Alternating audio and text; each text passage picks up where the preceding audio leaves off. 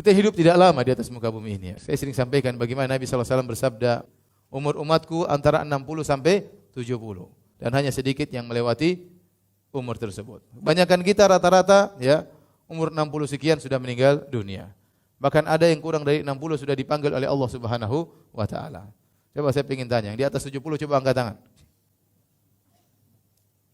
Kemana? Sudah ditanya di luar. Sudah masuk alam barzah, sudah ditanya oleh malaikat. Coba yang di atas 60, angkat tangan. 1, 2, 3. Siap-siap. Yang di atas 50, angkat tangan. Sama, siap-siap juga. Ya. Terus kita masih terus terlena di atas muka bumi ini. Tahukah Anda bahwasanya umur kita di dunia ini adalah penentu masa depan kita yang abadi di akhirat kelak.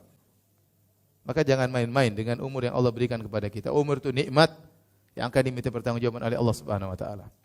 Setiap detik, setiap menit yang Anda lewati penentu kesuksesan Anda atau kehancuran Anda di akhirat kelak. Ya. Saya sering sampaikan juga, sebenarnya waktu aktif kita yang sungguhnya yang efisien cuma sedikit. Taruhlah kita semua meninggal pada umur 60 tahun. Maka dikurangi 15 tahun masa kita sebelum balik. Kurang 15 tahun. Tinggal berapa? 45. Terus kebanyakan kita tidur satu hari 8 jam. Kalau tidur satu hari 8 jam berarti sepertiga umur. Karena satu hari 24 jam. Kalau 60 berarti kurang 20. Berarti 45 kurang 20 tinggal berapa? Tinggal 25. Itu yang tidurnya 8 jam. Ada yang 11 jam, tergantung. Taruhlah kita tidur normal 8 jam, berarti umur kita sudah 60 kurang 15 kurang 20 berarti tinggal berapa? 25, tinggal sedikit 25 tahun. Nah, 25 tahun ini buat WhatsAppan, buat Facebookan, buat Instagraman ya. Buat ibu-ibu lihat tas-tas, lihat macam-macam, lihat buka Instagram, lihat tas-tas berbagai macam model padahal duitnya enggak ada ya. Berapa habis waktu? Kapan kita membaca Quran? Kapan kita mau berbakti sama orang tua? Jadi kan sebenarnya waktu kita sebenarnya di dunia cuma sedikit. Maka berhati-hatilah, jangan terpedaya. Saya tidak melarang kita menikmati dengan dunia. Dunia tidak ada yang mengharamkan selama kita gunakan sesekali. Tapi kalau terus-terusan kita lalai, kita terpedaya, ya. Umur kita cuma sedikit, padahal umur kita yang segini menentukan di alam barzah dan kemudian masa depan kita di akhirat kelak. Di alam barzah, kapan berapa lama antum akan di alam barzah?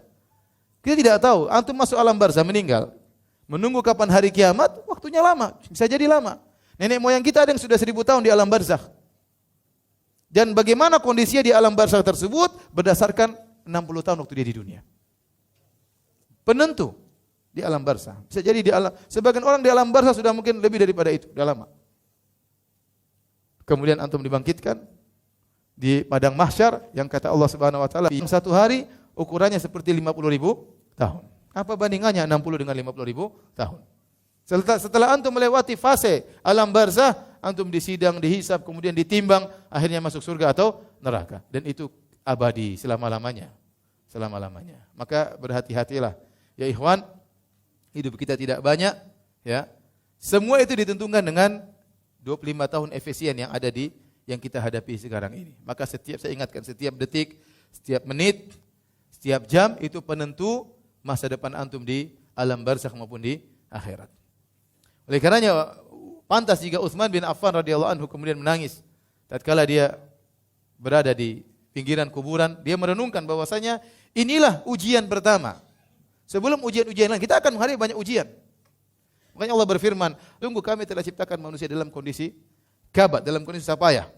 Sejalan susah payah, kemudian dalam perut dia memahirkan orang tuanya, lahir juga dalam kondisi payah, menjalani kehidupan juga dalam kondisi payah, kerja dan macam-macamnya.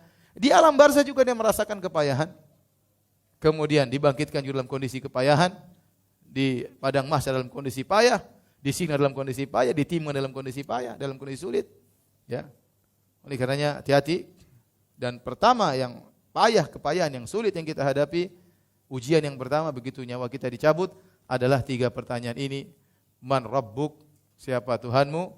Kemudian wa madinuk, apa agamamu? Kemudian waman nabiyyu. Siapa?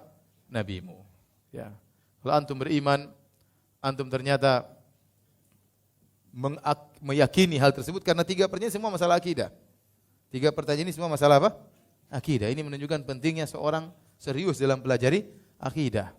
Setelah dia yakini, setelah dia ilmui, kemudian dia yakini, dan itu akan mempengaruhi dia dalam kehidupannya sehari-hari. Dalam perkataannya, dalam tindak tanduknya, dalam pendengarannya, dalam penglihatannya, ya.